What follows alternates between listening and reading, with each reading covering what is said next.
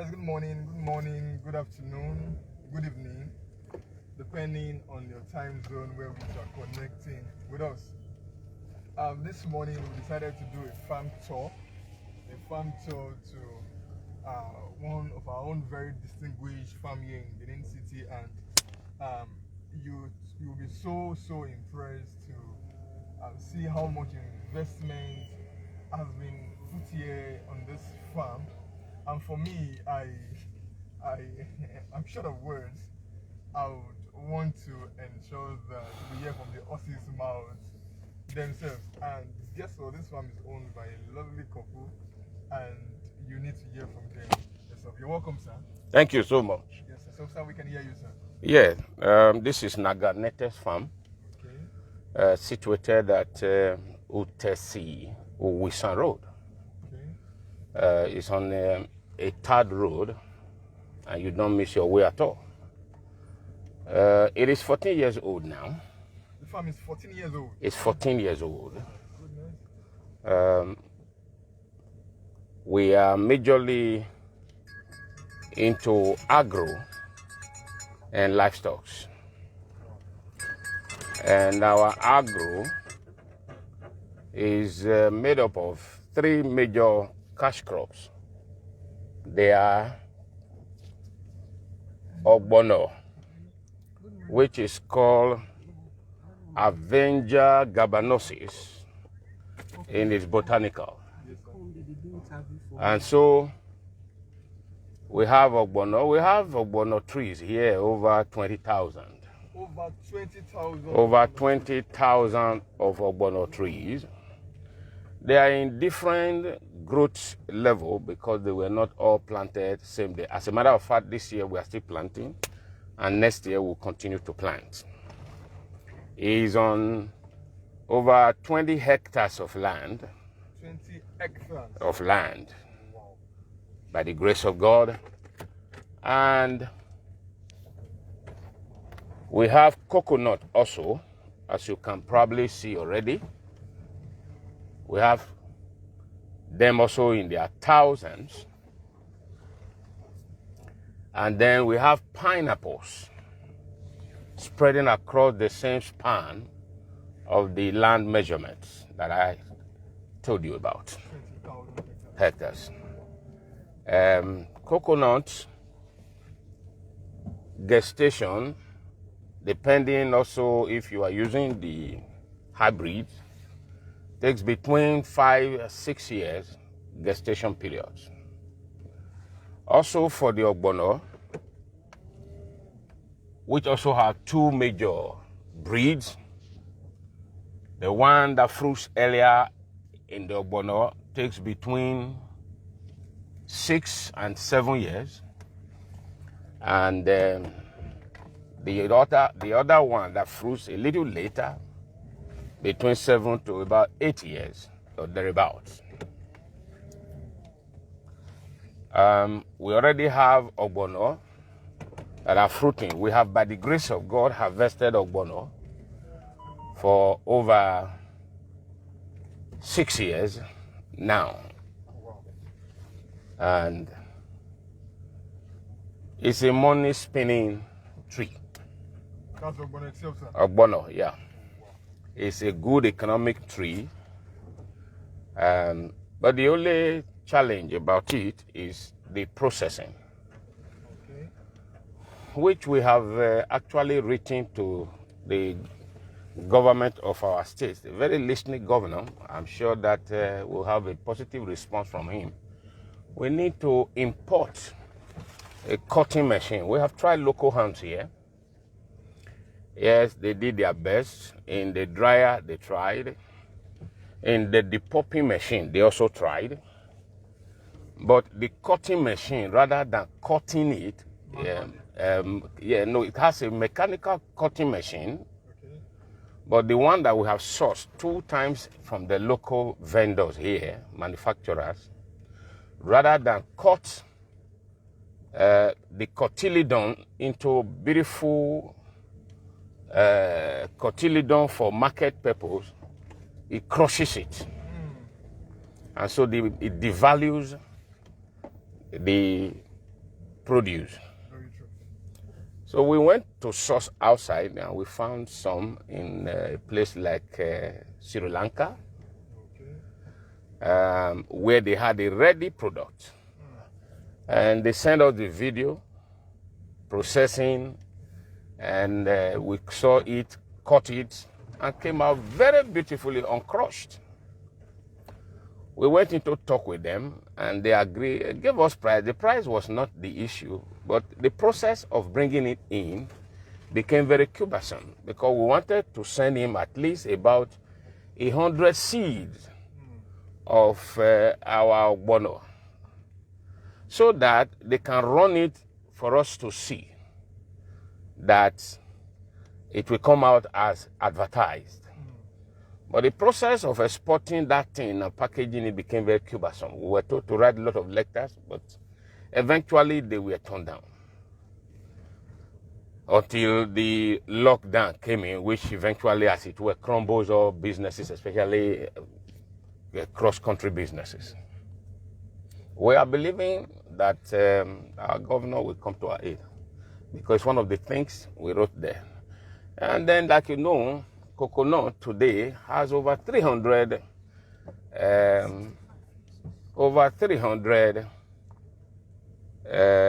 possible products you can process, byproducts. But unless you want to do for local use, which will not bring the best out, you also need partners, you need financial empowerment to be able to get the machineries down and put them in proper use so I can compete with the global standards. True. We have also written, but we are also applying. Anybody who wants to partner with us, you come and see what we are doing. You come in here, you see your part in it. Some can make deposit, and then when the thing is up and running, in good economic terms agreement, you take your percentage. So that is coconut. We hope to process it. We don't just want to, the Bible talks about in Proverbs chapter 12, verse 27 of a lazy man who do not process. He said a lazy man does not process the animal he takes from games. Now the laziness there is a mental laziness. We don't want to just sell coconuts as coconuts in the north. I'll call you back, son. It's not just the laziness of not being able to walk around. It's a mental laziness. So having planted and having raised the farm to this level, we do not intend to just call people to come and buy it at local level. While we also want to sell to processing companies, we are aware that there is a factory for coconut processing in somewhere Akwa Ibom. Okay. We hope to partner with such companies. Our delight is to see our products into full-scale processing so that nothing is wasted. Yes. So that is for now for the coconut. We have tried some few hands on coconut processing into coconut oil, but we need good machines to make good cold press. True. So that anywhere, our plan is not just a local consumption market. We are targeting exporting. Wow. And to export, you must make it to standards so that globally it will be acceptable. Nigerians are not local people, and we must not produce local finishings. So we need good machines for global benchmark in our production. Then for Ogbono, people think if you don't do enough feasibility, you will think Ogbono is just for the kitchen or go back to the table. No. It's a huge market outside in this place. We've spoke with some few universities or read into their research, and that there is oil in Ogbono, and if properly through a well-mechanized process extracted, it can be used for pharmaceuticals that will be eventually encapsulated as drugs for the treating of vital internal organs. Some American universities are already through with their research. But you see, we cannot carry Ogbono as it is in the pulp here for international market. It needs to be processed into a certain international market standard before it can arrive in that. So these are our targets. And we think that if we do that along the chain of distribution, from planting, from maintaining it, harvesting, processing, marketing it, off-takers, we will provide people with labor, employment. And it's going to help to serve the purpose, the vision of the visionary state governor, who is beginning. I've seen a lot of his handwork trying to put structures in place. It's not loud. It's not just building and painting old buildings, but it's putting some academic, some scientific institutions in place. And I've visited some of them.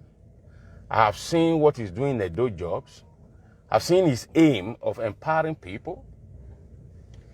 I think if there's a partnership between us and the state governor, who will be assisting by way of providing employment and putting our products, for example, we also have poultry. And he has put the state in a good state that tourism is exploding here, with hotels in virtually every street.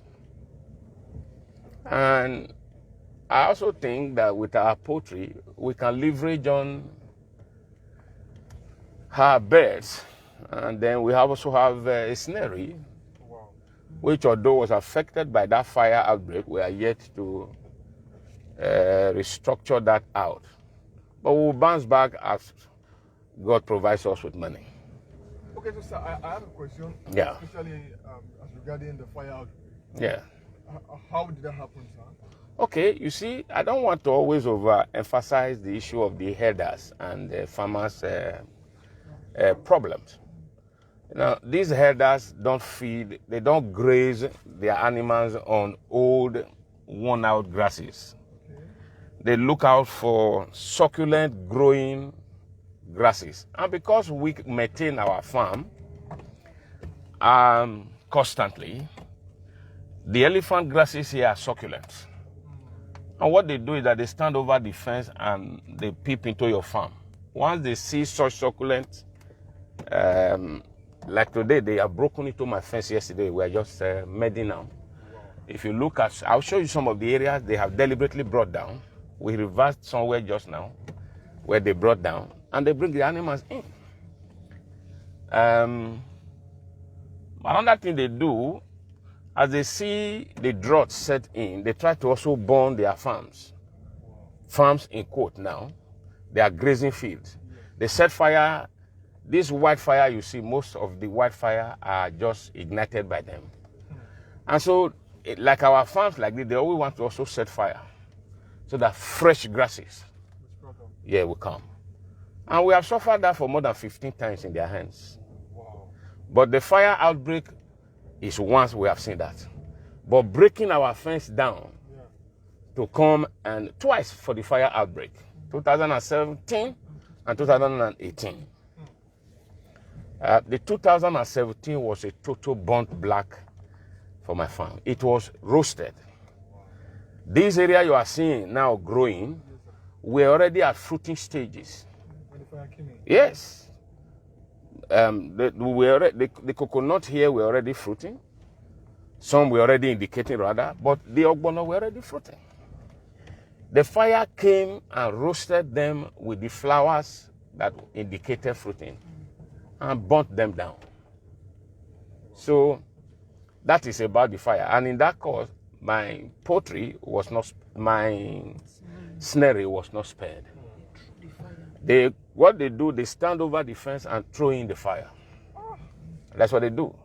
And often they want to do it in the drought where everywhere is dried, and they do it at night where you are unexpecting, you know, and over the night it will burn through the farm. And when it is burning already in drought, putting it off is not an easy thing.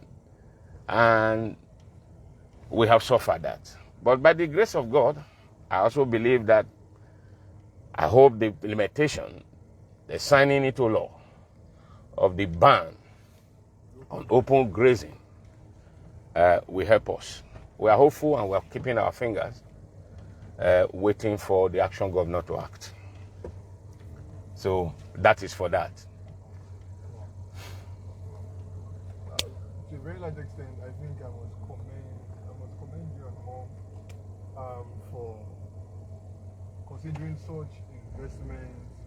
Why? Because I'm one young man that also promotes food security in Africa, and I understand the part at which each and every one of us must play our own role towards ensuring that we have food sustainability in Africa, in Nigeria, and then in Edo State at large. When you said this farm is about 20,000 hectares, Yeah. I was wowed. Like in Benin City, right here. Yes. 20,000 hectares, and it's fenced around. Yes.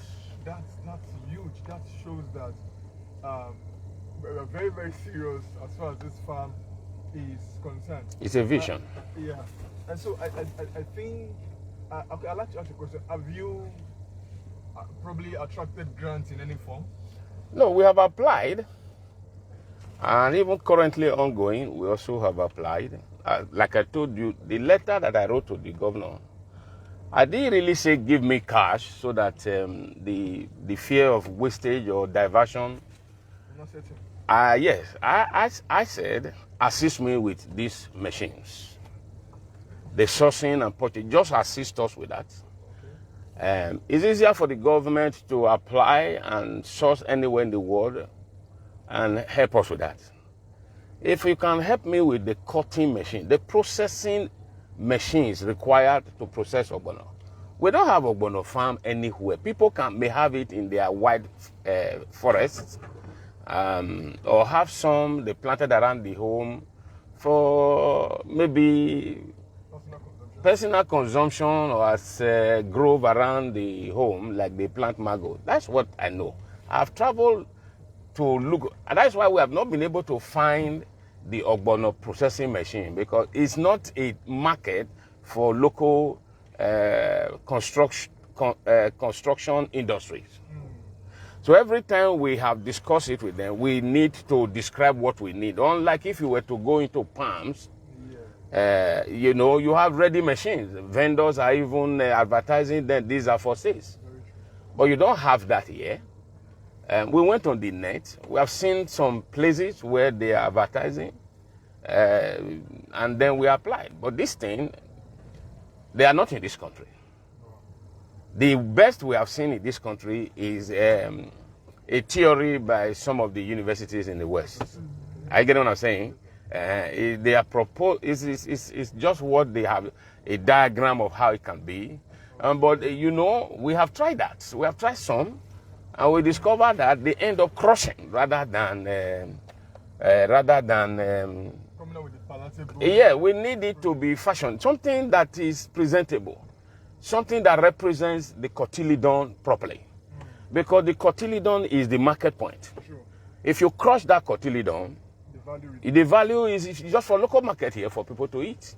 That's not our ultimate. So we have applied for grant to answer directly, but we have not been granted any. Okay. All right. I think that's one aspect. You just talked about the grant from the government side. Yeah. Talking about probably donor agency. No, I've not had any, and I will be happy to partner.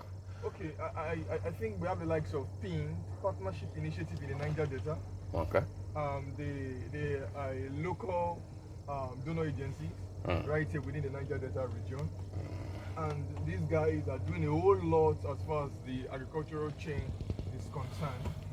They've been in existence for over 6-7 years with a grant of, I think, if I'm not mistaken, about $90 million attracted by Chevron. So I think that it's been very nice. I can also assist in that way to draft out a policy brief or document that can probably also help attract their interest, because I think PIN will be so excited that, okay, fine, you have at least 20,000 hectares right here. That's number one. Number two, you have been existing for about 14 years. About 14 years, which means there's a whole lot of experience on the field. Yes. And pertaining to what your interest currently is on the farm, which is getting the processing unit. Yes. And you have been able Putting my products at the international and local. Okay. Okay. I want to have my own stand, a brand at the superstores shelves, and even the local roadside kiosk. I want to also have my brand in the kitchens. Wow. I will want to process it from the local. There are many derivables which require some scientific processing approach Very true. to be able to attain these ones. So, we every year we have to fertilize this thing for maximum production. Wow.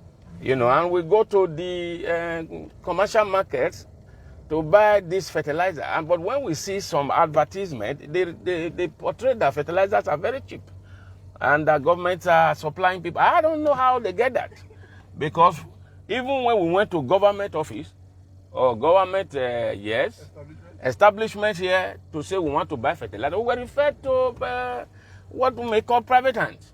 Okay. And then the price came to almost the same that the people who are into fertilizer business, like just cement business also, are selling it. Wow. I just think that if anybody can, in any form, in any way, any government, any private agency, donors can come in, we fully appreciate. The farm is beyond a family affair. It's not just this is not subsistence farming. This is a large-scale commercial farming. 20,000 hectares. Yes, yes. So that is where we are now. And we are calling for donors, agencies. We can go into terms, discuss, and I think the profit from it, if fully processed, no donor or no partner, we go batting the finger. Okay, so sir, you also talked about partnership, probably from private individuals who would want to partner, right? Yes. So, is there any plan drafted out for anyone probably wants to, a private individual who wants to also partner with your firm? Is there any plan currently on ground? Okay, this is it. Like I said, the partner may not be a farmer professionally or practically, but is an investor. Yes, sir. If you invest in our farm, maybe by way of sourcing and bringing in the technology required to take it from where we are to the global standards, we discuss percentage. Okay. We discuss percentage. We sit down, a lawyer will sit down, us will sit down. We discuss our percentage, the market availability, and from there we draw up an agreement. Okay. Yes. So that means we are open for partnership from individuals who would also want to be part of this. Yeah, it's for both individuals, even those who are in construction companies. Okay. Whatever anybody can contribute, might not necessarily be in cash, could be, you are making a huge contribution by what you are doing. So I told you, right, this farm is beyond a subsistence farming. This is a large-scale farming and has a large potential. They will have full potential of taking it. Somebody, for example, if somebody is into the making of foot mats, for example, which is one of the byproducts, and he wants to come and buy, he wants to engage us to give the husk after dehusking the coconut. He wants to take the that side of it for his own company to process footmats, and many other things, even used today for brake pads, and many things. Even people use it now for jugs for drinking water, very fashionable ones, and for jewelries and many things. Such a person can comfort and discuss his or her interest, whether it's an organization, this is what we want, and then we'll talk about it. We have seen people come and say we want to buy coconut water to drink. That's a huge investment. Coconut water? Yes, it's a huge investment. It's a huge area. Then we also are consultant with plant farms. Wow, beautiful. We raise seedlings to plant farm. If anybody wants us to raise seedlings for him or her, any farm, we come, we discuss it ahead, because seedlings are not raised by pressing buttons. It takes time, even if the cash is there. So as we are rounding off a season and we are approaching into the drought, when after we begin to plant again, it is now you discuss it. You tell us how many seedlings you want, and then we raise it from our farms. We have that capacity to raise and plant and even maintain your farm, both Ogbono farm and coconut farm, even pineapples. We can maintain your farm for 5 years and hand it over to you almost at the time of production of these two major cash crops, Ogbono and coconuts. Okay. Yes, we do that. So I'm seeing a whole lot of coconuts here. How many coconut stands do we have in the farm? I said over 20,000, and we are still planting. Over 20,000. And we are still planting. Wow. Yes. Wow. Wow. Yes. Wow. This is huge. Yes. Wow. In the whole of Niger Delta, except for anybody who is just starting a farm either last year or this year, Yes, sir. this is about the major farm that is producing for now. Wow. We have seen buyers come all the way from Kwara to buy from us. Wow. We also have some institutions here, I may not want to put their names, who are into processing, bakery, and all. We supply them. Some of them are major off-takers from us. And then the local market come all the way from different markets to buy, because they know that we have a huge market and huge farm here. For Ogbono, one of the constraints we have, we need more hands. In what aspect, sir? Yes, the Ogbono, picking of Ogbono. Okay. Because what we are doing right now is manual processing, which is very cumbersome. And we are not able to fully pick and process, and we have suffered wastages. You know, Ogbono, over time, if not picked from the site where it drops, can melt away. True. Because that pulp, it doesn't stay more than 2 weeks. If it stays 2 weeks, it melts away. Okay. It's self-depulping, and what you will have is a huge loss. Wow. And we have suffered that. So, but if we have the processing machines, then more hands will be now diverted from manual cutting by hand. We have suffered also some industrial accident from that. Yeah. So these are the effects of fire you are seeing here. Yeah, you can see the effect. I'll show you them now. So you can see some are dead. Finally, we are replanting them. Most of these coconuts you are seeing here now are recovering for the first time after 2017. So you can quantify what so many years of production denied, or the loss. So it's terrible. But this interview is not to come and overhype the issue of the fire and the herdsmen's wahala. I think the government is sufficiently aware of that hazard, and if wants to do anything, they can do a whole lot to protect farmers. I want to show you now. These boys are armed, and so I've told my boys in the farm, never to confront them. It is better we lose crops than lose lives.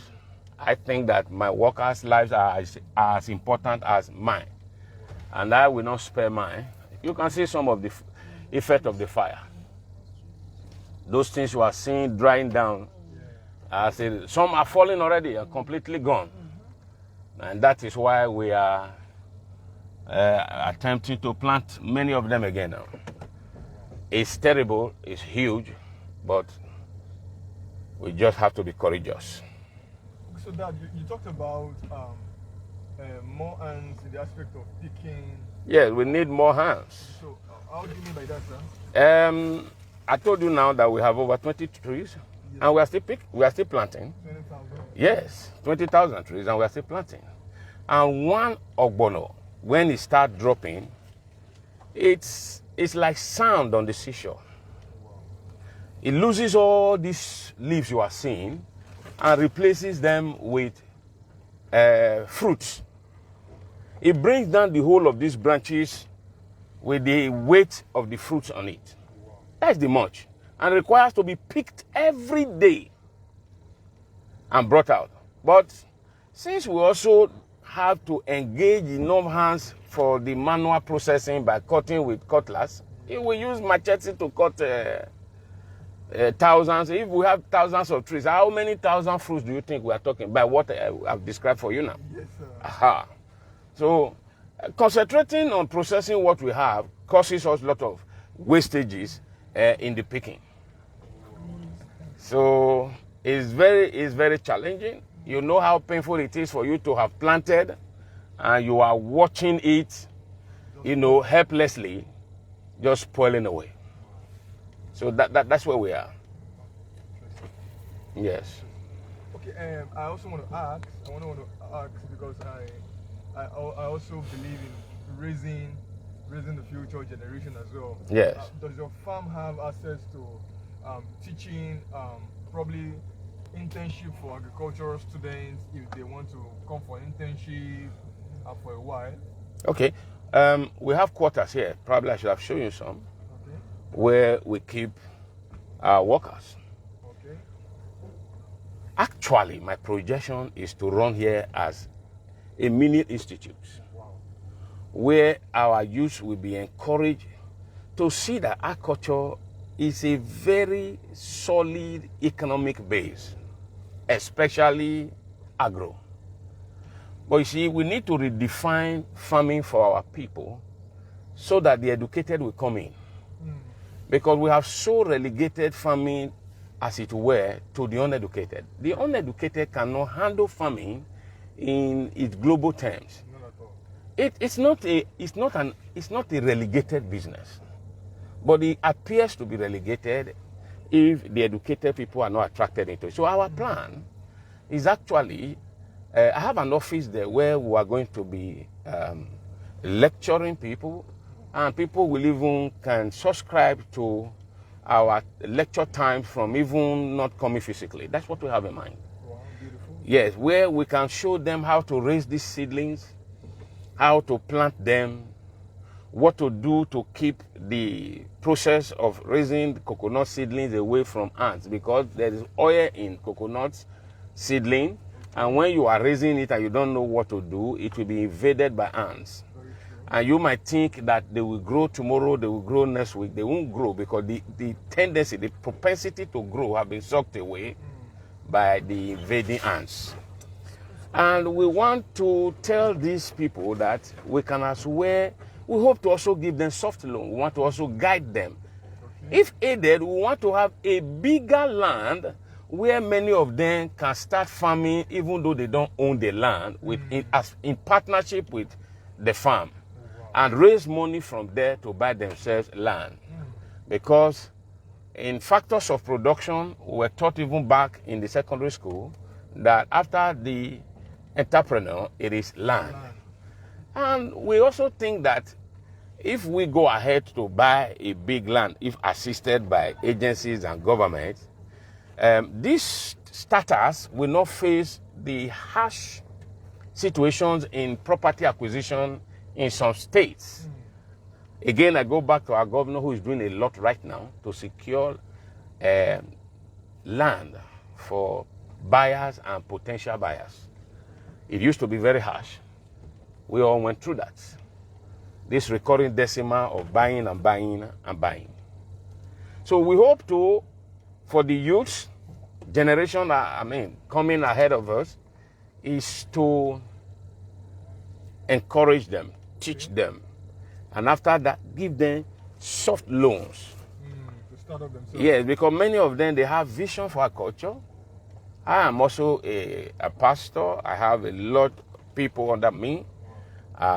Congregation very large, have branches. One of the things I've taught them, I brought some of them to my farm for excursion. Schools come from. Schools come for excursion here. We are trying to inculcate into them. We want to open their eyes not only just to the labor of farming, but the proceed and the potential, economic potential, financial possibilities that they can get. And we need aid. I can tell you that it will help the state, it will help the nation, it will solve unemployment problem. Very true. Agro especially is a dependable investment. Unlike livestock is good, but there are some outbreaks that can wipe away investment in livestock in less than 2-3 weeks. Very correct. But apart from this man-induced fire outbreak, our friends have said a large ward of such fire outbreak, which is a major thing. We have had skeletal, plant diseases, but are easily controlled by pest control. So I recommend again and again that agro farming is very dependable and is one of the things that youth can do. You see, like I'm telling you, you can see now, what I'm doing now is just maintenance. In another 5 years, I can tell you that we can relax and then we can feed. No, that's the truth. Our projection is to bring in people from here. Okay. Bring in people, young educated people from all walks of life, and show them that this thing is possible. You may not start in the scale at which you are starting, but do a training program within a property that will allow you to go into and practice what you have learned. And we watch you and supervise you do it while you're growing. And when we feel that you are already grown, we can give you a soft loan and also guide you on how to acquire land that is hitch-free so that you can start. If we don't demystify this fear of farming and fear of property acquisition, then we are going to have a huge challenge with agriculture. I don't think that we should allow that to stay. Wow, it has been a very huge tour, educating, and I don't know. I want to ask you a question, sir. Yeah. And I want to do this because of the way you have actually presented and you've owned the show today. So did you study agriculture? No. I read law. Wow. Yes, but you see, agriculture is natural. It's the oldest economic institution in the Bible. Wow. And the motto of my farm is, and the Lord God planted a garden in the east of Eden. That's the motto. And in doing this, you are going to have more creativity. It will open up to you in pages. And if you actually come down to learning, you discover that you can maximize the little land you think you have by way of the choices of the crops you put in. There are crops that can coexist, and they call it miscropping. And that's what we're doing here. So you don't need to study agriculture. It's a natural thing. If you come into farming, you see how God created the heavens and the earth. Yeah. All right, so we also have Mommy here. Mommy is here. Mommy has been at the background ever since. Mommy, good morning, ma. Good morning, sir. How are you doing, ma? I'm fine. Yes, so Mom, I want to believe that, yes, Daddy has this vision, and yes, you are. But I also noticed that you are also playing a very active role as far as this project is concerned. Yes. So Mommy, why farming? It's a family vision. We looked around and we saw that agriculture is one thing that will never fail. Despite the global warming, agriculture still remains Yes. the best investment. It's the absorber Is the absorber. of the economic meltdown. Yes. Yes. It's predicated on God's principle of seed time and harvest time. Yeah. God is faithful, rains will always come. Yeah. Yeah. And you will always have the sun. And the combination of two is required, for maximum productivity. Yeah. Yeah, that's it. Before we entered into the agriculture, before we started this farm, my husband checked and looked around and told me that look at the world, everything is collapsing, but agriculture is the only thing that will sustain Human. yes. And that's how we ventured. I bought it. He said, the Bible says, write the vision, make it plain. We wrote it to make that we, me, the children, we started executing it. Wow. It requires differing gratification. Yes. It requires a lot of discipline and patience. None of these you are seeing, none of these cash crops grow overnight. No. So you must pay so much to get the much it can offer you. Engineer, I'll call you back, sir. All right, so viewers all around the world, you can see for yourself. We're currently on a farm tour, and we are on a 20,000 hectares of land where we have coconut farm, we have Ogbono farm, we have you can see Pineapple, we have farm, plantain, we have we have mangoes. plantain right in here. Mangoes. We have mangoes right in here. Sasso. We have shops as well, and we also have farm as well. So that means automatically this is a mixed farming of cash crop, which if you're a farmer and you understand what it means to grow a cash crop, then you will know that it's not actually for startups or for small farmers, the people who understand what farming is all about. And for us at our major program, Teach a Farmer, what we try to do is to encourage farmers who are on the field and to appreciate them on what they have been doing. See what they have been doing, learn their practices, and also whichever way we can also advise on how they can improve their practices, would also render such advice as well. From my own end, I feel that they are doing a whole lot, and to a very large extent, we must appreciate what they are currently doing on the farm. And I remember I asked a question about them attracting grants, and they said no, they've not attracted any grants. And for me, I think that what they have here is capable of attracting possible or prospective investors who will come in and also support them, not because they want to make money, but because this farm has the ability to do what? To create employment for the Edo people, number one. Number two, this farm has the ability to ensure food security as far as Edo State is concerned. And from my own end, I think that I have the skill on helping to draft out the branding process to attract possible investors, which I would also try and see how to communicate with mom and dad on the farm here, and we can put heads together to achieving that. For me, my major goal is that when I will be visiting this farm, that this farm majors aim in terms of processing should be established. So you can see they've also, at some point in time, resumed production processing units. So Dad, where are we, sir? Okay, now this is our factory. Okay. Where we process especially the Ogbono. Okay, sir. Okay, what you have here, this way, if you move closer. Okay, sir. Come closer. Yeah, that's the first depuping process. Okay, the popping process. Process, yes. This one is a depuping machine. Okay.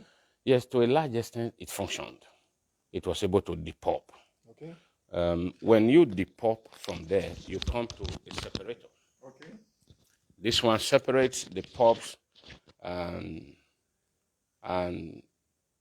the hard nut that needs to be cracked. Okay. Now, this is supposed to be the cracker. that is supposed to crack, which is the very end of it, to crack it and crack to bring out the cotyledon, which is the essence of the whole planting. Very true. But unfortunately, this is locally sourced. And what has happened is that rather than cracking it beautifully for appreciation, it crushes it. Oh, wow. Which automatically reduces Now, the what that value. does is that it reduces it to just kitchen soup material. But Ogbono, which is globally known as Avinja gabanensis, is a global thing. It's used in the pharmaceuticals, it's used in many other industries. This is the dryer, a very big one. But all this we can see, they are not functional today because this cracker is having a problem. We have tried another hand, it ends up also crushing. If anybody knows what we are doing and what we are saying and what we are looking for, where we need local construction vendors, is Ogbono cracker. It's not the mango cutter, because the cotyledon, the shell of a mango is soft, but that of Ogbono is very hard.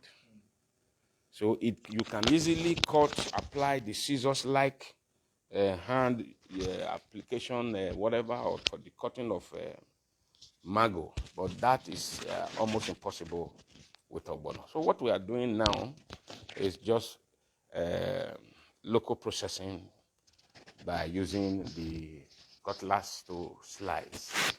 What that does is that it slows down and the things will be melting away and spoiling in their thousands. So this is our major constraint. The fire I told you about, that was the tank, but when the fire came, it burned the plants. So you go to this extent as well? Oh, I said the whole farm was burnt. Burnt down the generator there. You can see that vehicle that was there, it was burned. That big truck was burned by the fire. But that's not our area of challenge now, because by the grace of God, we have gone past that. But processing to meet our targets. Processing. A lot of people come to us to say they need Ogbono. We will say, okay, come so and so time. Because it has to be manually processed. We need an industrial processing machine. And they are found around the world. Anybody who can partner with us in that area will appreciate your contribution. Okay, all right. So I think the message is very, very clear that in those states we can have a company that can actually be the number one stop point for Ogbono processing units in those states. And automatically they already have the farm already. The farm is already here, we have the produce. So what is needed right now is just the processing unit, that's the machine, to ensure that the produce is available for market consumption. Oh, okay. All right, no problem, sir. Thank you. You're welcome, sir. All right, so thank you, everyone. Thank you for staying tuned with us. Thank you for following us all throughout our tour.